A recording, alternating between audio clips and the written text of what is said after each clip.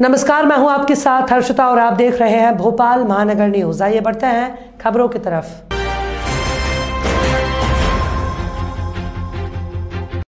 मध्य प्रदेश में इस साल होने वाले विधानसभा चुनाव में कांग्रेस के विपक्ष में ही रहने का दावा करने वाली बीजेपी हकीकत में अंदर ही अंदर कांग्रेस से भयाक्रांत है।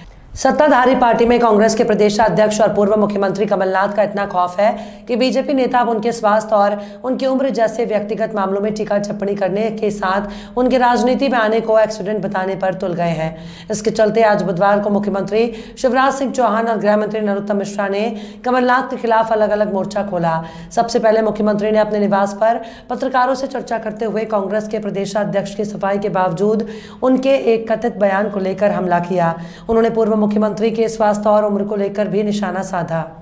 अब मुझे तो कमलनाथ जी पे तरस आता है। कई बार लगता है उम्र अब हावी हो रही है। अब वो कहते हैं मुझे विधायकों की जरूरत ही नहीं। विधायक क्या होता है? लोकतंत्र में चुने हुए जनप्रतिनिधि की हैसियत भी संविधान में बताई गई है और कांग्रेस ये भी जानती है कि मुख्यमंत्री विधायक ही चुनते हैं। शायद पहले भी कहते थे मुझे जरूरत नहीं है तो लोग निकल आए। अब कह रहे हैं, अभी से कह रहे हैं मुझे जरूरत नहीं है, जाओ जहां जाना हो। अपने आप को कहलवाते हैं भावी सीएम, अवश्यम भावी सीएम, और कहते हैं विधायकों की जरूरत ही नहीं है। अब कांग्रेस का भगवान ही मालिक है, जिसका नेता कह रहा हो मुझे जरूरत ही नहीं है। ये उनका अहंकार भी है और पता नहीं क्या क्या बोलते हैं। मैं किसान का, कल शायद कहा कि मैं किसान नहीं हूँ, किसान ना चाय बेचने वाला हूँ, ना मामा हूँ। तो मामा तो तुम हो ही नहीं सकते। मामा वो होता है जिसके दिल में बहन और बेटियों की इज्जत होती है। मामा तो वो ही हो सकता है, हर कोई मामा थोड़ी हो सकता है। तुम किसान हो नहीं सकते क्योंकि किसानों के वादे तुमने कभी पूरे ही नहीं किए। कर्जा माफी का वादा करके मुकर गए। माटी की सौंधी सुगंध आप जानते नहीं हो। और चाय वाला तो कोई गरीब ही हो सकता है। सोने की चम्मच मुंह में लेके पैदा होके कारपोरेट राजनीति करने वाले और मौका मिलते ही पूरे प्रदेश को लूटने वाले कैसे चाय वाले हो सकते हैं? दूसरी तरफ गृह मंत्री नरोत्तम मिश्रा ने पत्रकारों से बातचीत में पूर्व मुख्यमंत्री कमलनाथ के राजा महाराजा चाय वाला और मामा नहीं होने के बयान पर प्रतिक्रिया देते हुए उन्हें व्यापारी ठहराया। गृह मंत्री ने पूर्व मुख्यमंत्री के सरकार चलाने के तरीके को व्यावसायिक बताया। उन्होंने कमलनाथ द्वारा जनता से कांग्रेस सरकार गिरने में उनका कसूर पूछने के सवाल पर एक लोकप्रिय हिंदी गाने का उल्लेख करके तंज कसा। दोनों भाई थे, बड़े भाई छोटे भाई। वो एक पिक्चर का गाना याद आता है कि दोनों सत्ता के नशे में चूर, न इनका कसूर न उनका कसूर, न इनने सिग्नल देखा न उनने सिग्नल देखा, एक्सीडेंट हो गया रब्बा रब्बा। अब ये एक्सीडेंट और कसूर आपका ये था कि आप अपनी पार्टी को ही नहीं संभाल पाए। आपका कसूर था कि आपने किसान को धोखा दिया 10 दिन में 2 लाख माफ करने का कह के। आपने 4,000 रुपया महीना कह के नौजवान को धोखा दिया, ये कसूर था आपका। आपने गरीबों की योजना संबल बंद कर दी, संबल में कोई राशि नहीं डाली, ये कसूर था आपका। तीर्थदर्शन योजना आपने औपचारिक कर दी, टोकन कर दी, ये कसूर था आपका मध्य प्रदेश का। आप कसूर पूछ रहे हो, आपको कांग्रेस के लोग ही पूरा कसूर बता देंगे। मध्य प्रदेश कांग्रेस में बैतूल के युवा नेता राजू टेकाम को आदिवासी विभाग का अध्यक्ष बनाया गया। टेकाम ने आज बुधवार को सैकड़ों समर्थकों के साथ भोपाल आकर पदभार ग्रहण किया। इस मौके पर पूर्व केंद्रीय मंत्री सुरेश पचौरी, पूर्व मंत्री ओमकार सिंह मरकाम, सुखदेव पासे और युवक कांग्रेस के प्रदेश अध्यक्ष विक्रांत भूरिया सहित मौजूद थे। इस मौके पर टेकाम ने देश के लोकतंत्र को खतरे में बताते हुए उसे बचाने के लिए आदिवासियों के साथ हर संभव कोशिश करने को कहा।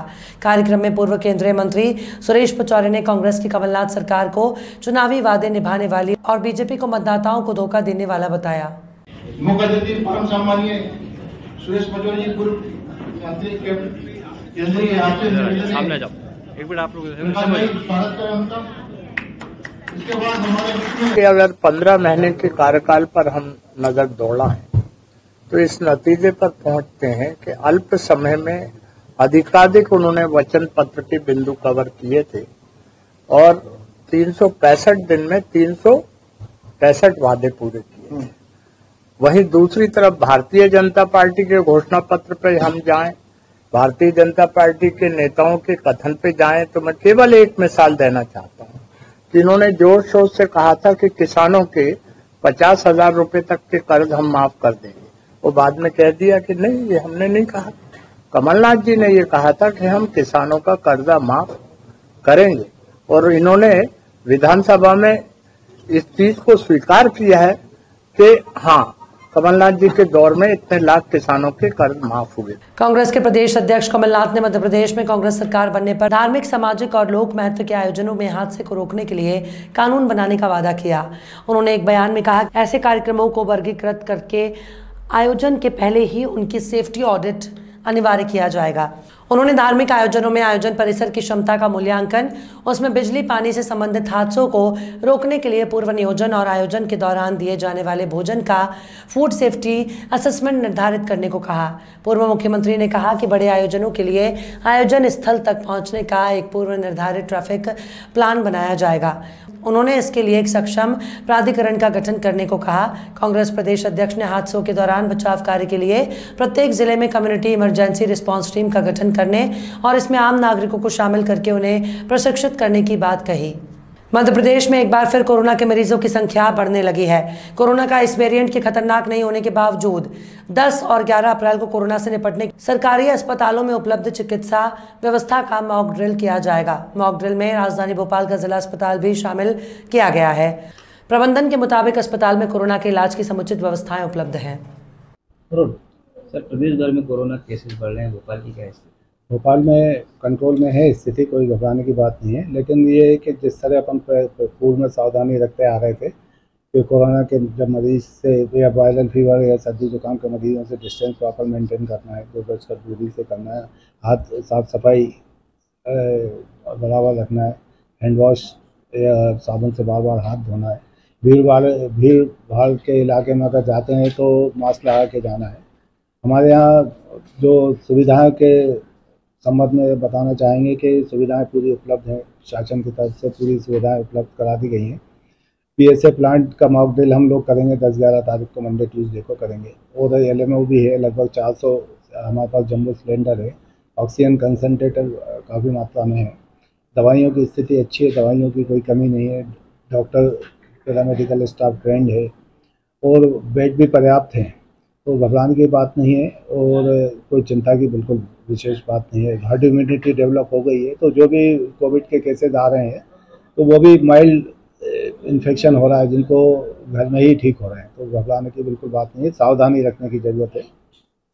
खबरों में फिलहाल इतना ही। और भी खबरों के अपडेट्स के लिए आप देखते रहिए भोपाल महानगर न्यूज़।